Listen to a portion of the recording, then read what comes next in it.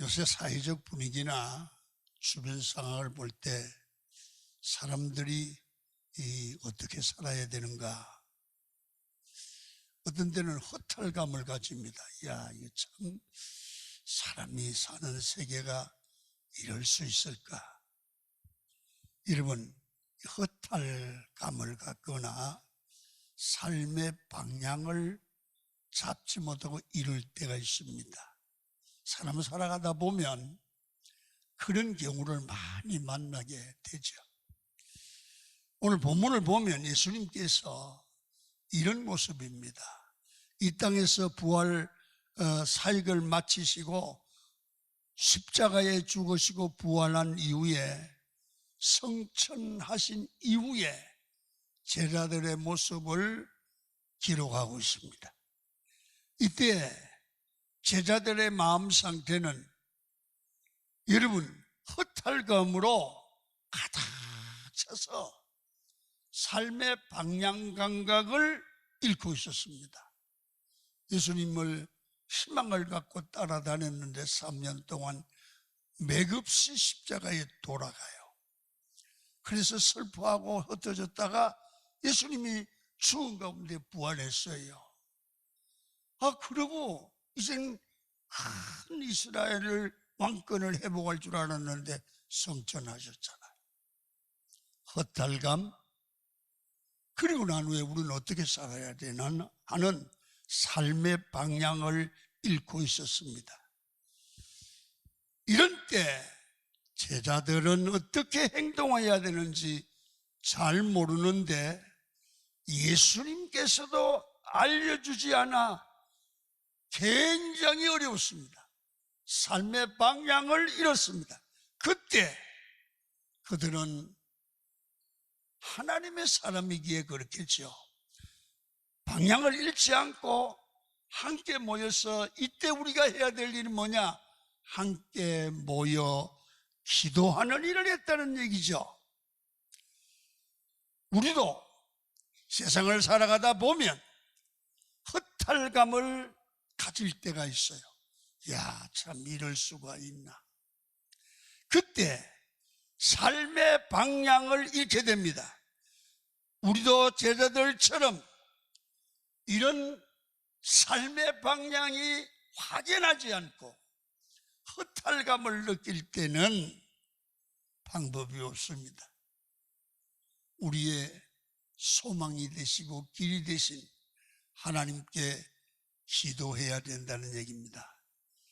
그러면 내가 알지 못하는 삶의 방향과 목표를 성령 하나님께서 알려주시고 우리의 목자가 되어주시는 겁니다. 제자들은 예수님께서 가게에 하셨던 얘기가 기억이 났을 것입니다. 무슨 말씀을요? 누가복음 24장 49절입니다. 읽겠습니다. 볼지어다 내가 내 아버지께서 약속하신 것을 너희에게 보내리니 너희는 위로부터 능력으로 입혀질 때까지 이 성에 머물라 하시니라. 하나님이 예수님이 약속한 것을 너희에게 보내리니 위로부터 내려지는 능력으로 이어질 때까지, 다시 말하면 방향을 잃고 어떻게 해야 될지 모를 때, 허탈감을 느낄 때 너희는 위로부터 약속한 성령을 보내줄 테니 여기서 기도하라는 거예요. 기도하면 하나님이 성령을 부어주시고 세상을 이기는 능력, 삶의 방향을 바로 잡고 인도할 수 있는 성령의 기름 부음을 받는다는 거예요. 여러분, 우리는 지금 개인이나 교회나 사회가 매우 어려운 때에 살아가고 있습니다. 정치의 대혼란과 이념의 갈등으로 온 국민은 아픔과 고통이 계속되고 있고 허탈감에 젖어 있습니다. 이러한 때 우리는 원망할 일이 아니고 예수 믿는 사람들은 하나님께 기도하면 역사의 주관자가 되시는 주님이 반드시 길을 열어주실 줄 믿습니다. 우리는 주먹을 쓰는 게 아닙니다. 하나님의 도움을 구해야 됩니다.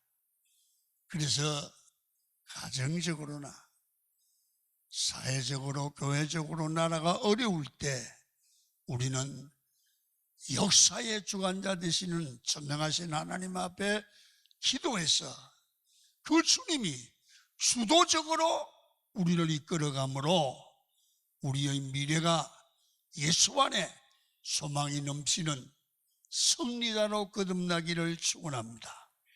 자, 그러면 우리는 살아가다 보면 어려운 일을 만나잖아요. 아이고 참 큰일 났네. 어떻게 하면 좋을꼬? 그때는 낙심하거나 좌절하거나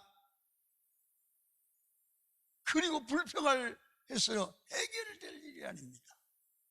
사람은 무슨 일이 있을 때 어떤 생각을 하고 어떤 자세를 취하느냐가 대단히 중요합니다. 그렇잖아요. 가정에 문제가 있을 수 있잖아요. 그때 어떻게 행동하십니까?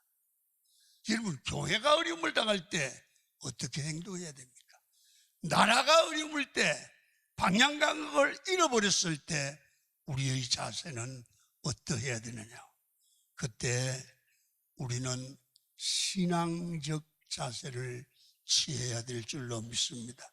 그때는 신앙으로 하기가 좀 쉽지 않거든요.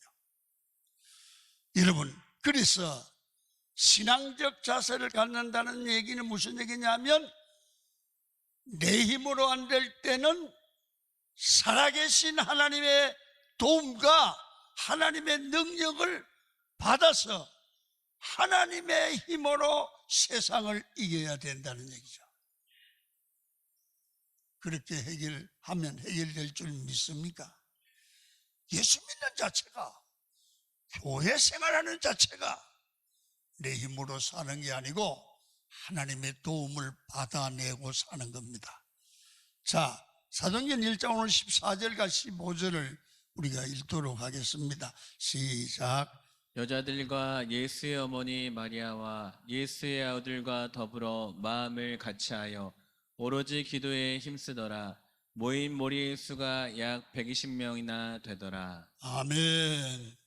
제자들은 허탈감으로 삶의 방향을 알지 못해서 걱정이 될 때 그들은 걱정하지 말고 우리 기도하자.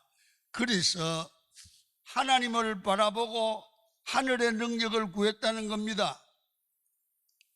그랬더니 그들의 길을 성령께서 열어주시기를 시작하고 사도행전의 역사가 시작되고 교회 역사가 시작되는 겁니다.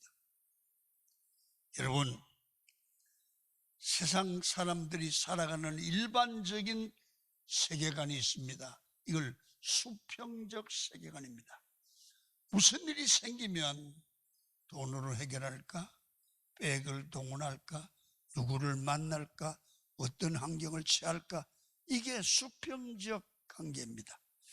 이런 수평적 세계관을 가지고 살면 인간의 한계 속에 갇히게 됩니다. 수평적이니까 한계가 있죠. 장벽에 부딪힙니다. 그런데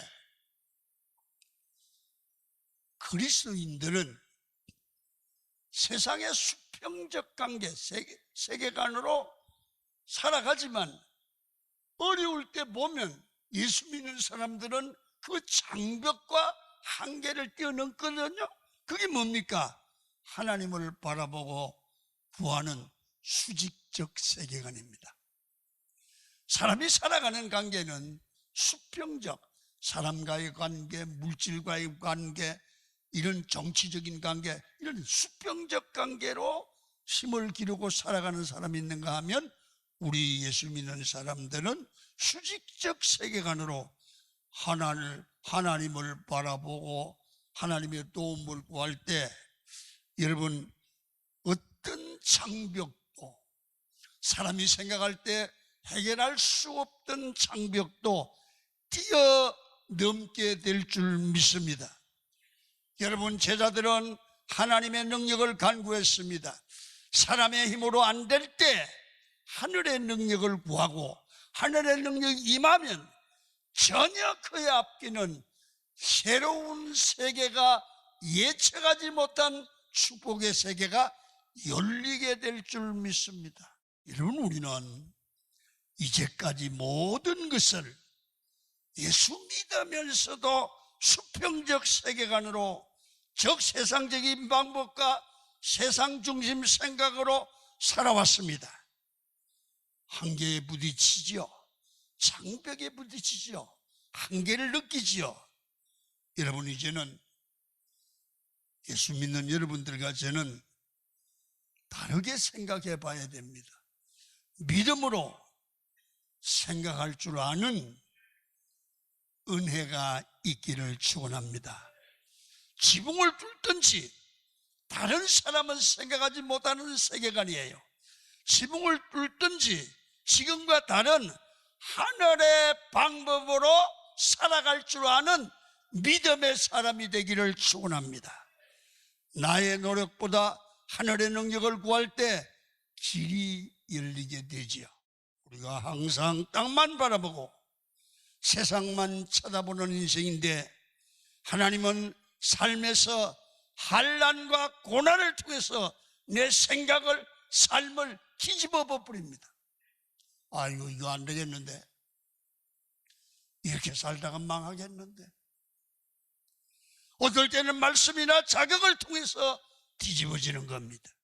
여러분, 자극을 통해서 인생이 뭔지를 깨닫게 되고, 대지가 엎어져서 뒤집어지듯 우리의 생각과 마음이 뒤집어질 때, 땅에 것만 매여 노예 생활하는 삶이 아니라 신령한 하나님을 생각하고 은혜를 생각하게 될 줄로 믿습니다.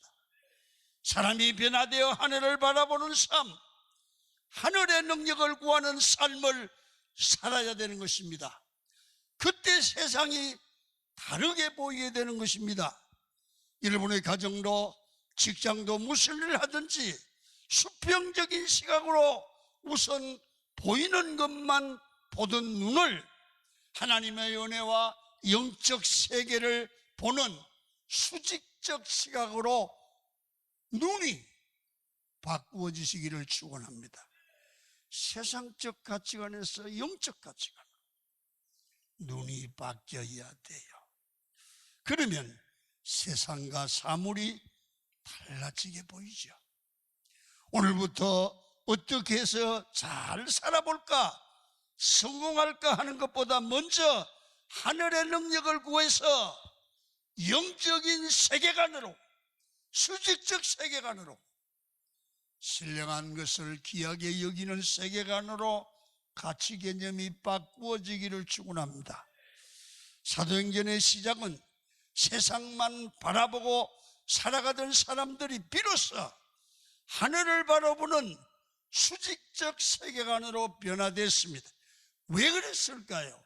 그들은 자기들을 책임진다는 예수님을 십자가에서 잃어버리고, 성천에서 잃어버리고, 예수님의 도길만 따라다니는 삶이 이제는 기도하고 하나님께 엎드려 하나님의 도움을 받는 기도 응답의 삶으로 삶이 뒤집어지기 시작합니다.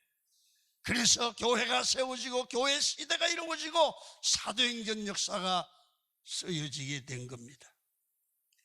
여러분, 수직적인 세계관이 열리기 시작할 때부터 우리 삶에는 변화가 일어났습니다. 여러분, 우리는 늘 수평적 세계관으로 살지 말고 하나님을 늘 바라보고 수평적, 수직적 세계관으로 가치관을 정립하고 시각을 가지고 오늘을 살아가시기를 축원합니다. 그러면 수직적 세계관이 열리면 성령 하나님이 우리를 이끌어 가지요.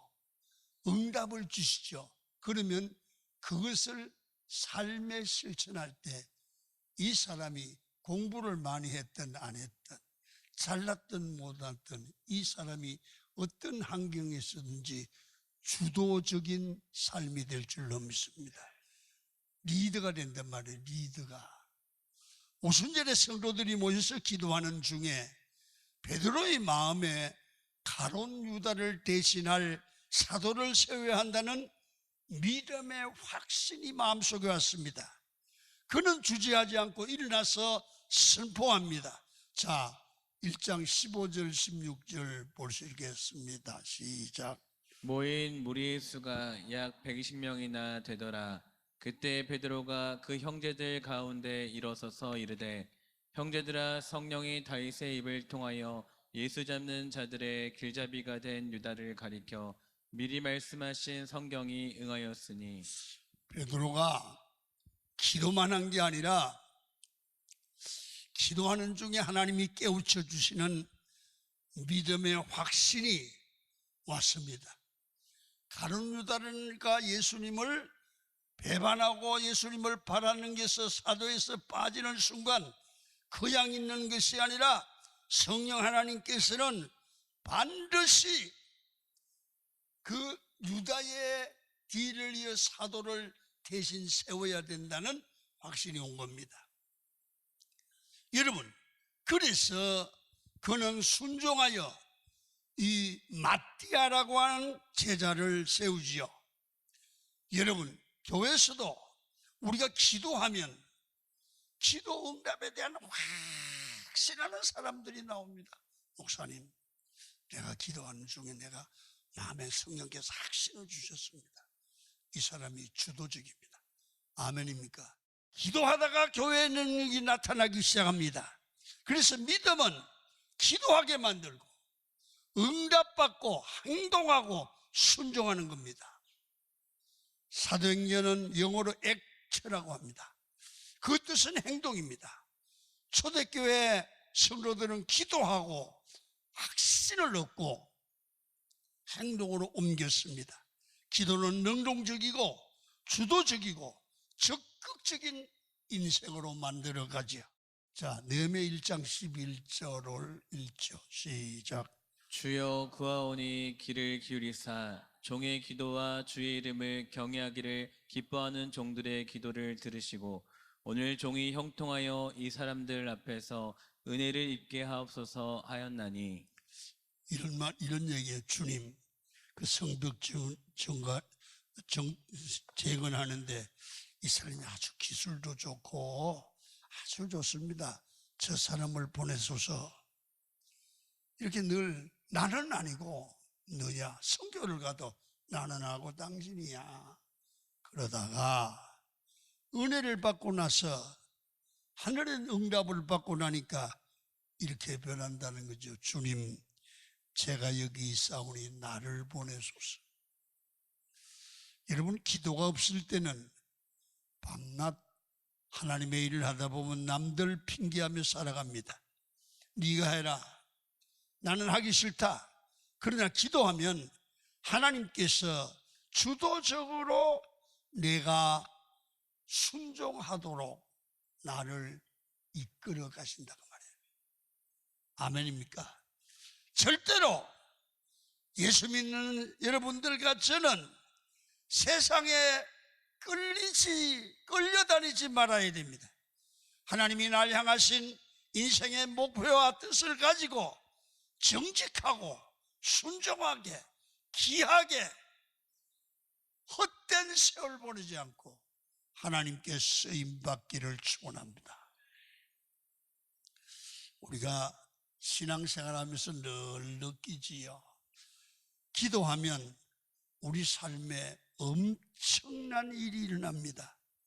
문제 있는 가정들이 기적과 같은 방법으로 하나님의 도움을 받아 문제가 어느 순간에 해결되는 걸 이렇게 이야, 이상하다. 여러분, 문제 있는 사업이 기도했더니 생각지도 않는 사람을 보내서 해결이 되는 거야. 여러분, 침체된 교회가 날마다 성도들이 모여 기도하니까 교회가 획기적으로 부흥되는 거야. 여러분, 사막에 강이 생겨나고 생수가 터져나오는 놀라운 기적은 성경에만 있는 얘기가 아니라 우리 삶의 현장에도 그런 기적이 일어날 줄로 믿습니다. 강한 교회가 기도하면 하나님의 능력으로 부흥될 줄 믿습니다. 하나님의 일은 하나님이 어떻게 역사할지 모른다는 겁니다. 예수님이 부활하고 승천하시고 상황은 어둡고 환경은 어렵지만 120명이 간절히 기도하다가 능력과 확신을 힘입고 베드로가 선포하지 않습니까? 절망한 사람들에게 하나님이 한 줄기 빛을 주셨다. 그 빛이 가룟 유다를 대신하여 다른 제자를 세우라는 겁니다. 그래서 마띠아를 세운 겁니다. 그러고 난 다음에 성령 강림의 능력이 나타나게 됐습니다. 여러분, 기도하는 게 가운데 믿음의 확신과 뜻을 가지고 여러분 살아가는 사람이 반드시 승리합니다. 믿음의 확신이 없거나 삶의 방향이 분명하지 않기 때문에 능력 있는 삶을 살아가지 못하지요. 그래서 우리는 기도하고 확신이 오면 아하, 나는 이렇게 살아야 되는구나. 내가 뜻을 정하는 게 아니라 하나님이 주신 기도 응답의 확신으로 나는 믿음으로 산다. 나는 이렇게 산다는 뜻이 정하기 있기를 축원합니다. 하나님의 사람이 바른 뜻을 정하고 믿음을 개성해 가면 하늘의 능력이 임하고 역사가 바뀌어질 줄로 믿습니다. 그래서 여러분의 인생은 상황이 어렵고 길이 막연하고 보이지 않을 때 기도하고 부르짖고 믿음으로 생각하면 하나님이 우리에게 믿음의 확신을 주는 거예요. 그러면 그것을 이게 주님 안에서 주님이 원하시는 나를 향한 뜻이라고 믿어지면 그것을 하나님이 주신 뜻으로 알고 뜻을 정하고 뜻을 따라 사는 인생이 되기를 축원합니다. 인생은 대책 없이 살면 안 돼요. 그러면 급한 일만 하다가 인생이 끝나기 때문에 그래요. 인생은 언제나 중요한 일부터 해야 돼요. 그리고 고든 맥도날드 목사님 말합니다. 사람들이 좋아하는 것으로 가게 된다. 세상이 좋아하는 그것은 하나님의 뜻과 배치되기도 한다.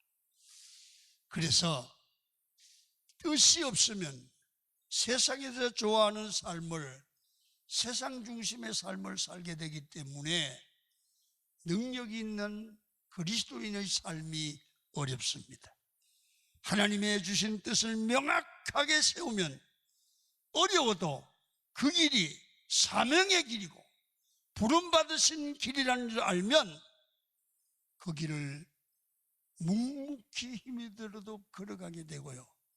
결국은 승리하게 되고 하나님이 은혜를 주셔서 그 길을 책임진다고 말입니다. 그래서 우리는 우리 삶의 방향을 잃었을 때 기도하여 응답을 받고 하나님이 주신 뜻을 분명히 정하고 그 복받을 길로 우리는 어려워도 기도하면서 전진해 나가시면 이길 힘도 주시고 최후 승리를 주실 줄 믿으시기를 축원합니다. 방향을 잃어버렸을 때는 기도하세요. 방향을 잃어버렸을 때는 뜻을 정하고 전진하십시오. 반드시 하나님은 승리의 장군이 되도록 은혜를 주실 줄로 믿습니다.